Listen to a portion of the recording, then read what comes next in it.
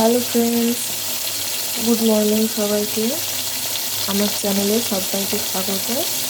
আমি এখন কাতলা মাছ কাতলা মাছ ভাজা হচ্ছে। এখানে আমি মশলাটা করে নেব। আদা কুচি দেব, কাঁচা লঙ্কা দেব, একটু শুকনো লঙ্কা দেব, টমেটো, নুন দিয়ে দেব, আর জিরের গুঁড়ো, আর একটু ধনের গুঁড়ো দেবো, দিয়ে মশলাটাকে করে নেব। মাছ ভাজাটা হয়ে গেছে আমার।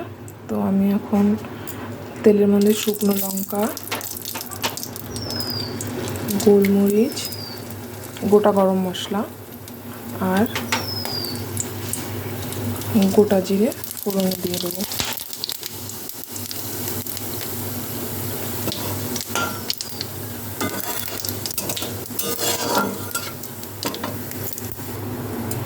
এবার আমি আলুগুলো দিয়ে দেবো। আলুগুলো আলাদা করে আর ভাজিনি, একসাথেই ভেজে নেব।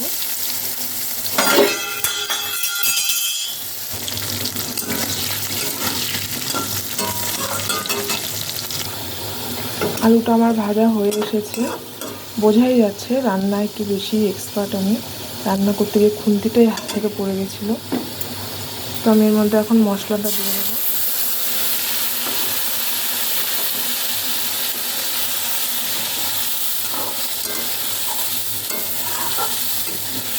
হলুদটা আমি মশলার মধ্যেই দিয়ে দিয়েছি। মশলাটা আমার কষে এসেছে, আর একটুখানি কষাবো মশলাটাকে। মশলাটা আমার কষে গেছে, এবার আমি এর মধ্যে জল দিয়ে দেবো। আমার ভিডিওটা যদি ভালো লেগে থাকে একটা লাইক, কমেন্ট আর একটা সাবস্ক্রাইব করে দেবেন।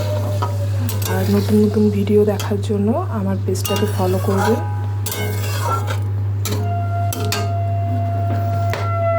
আর একটু জল দেবো এর মধ্যে।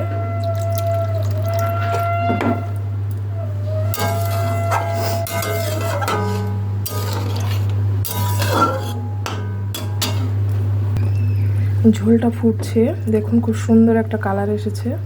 আমি এবার মাছগুলো দিয়ে দেবো। এবার একটু উপর দিয়ে হালকা করে গরম মশলার গুঁড়ো দিয়ে দেবো।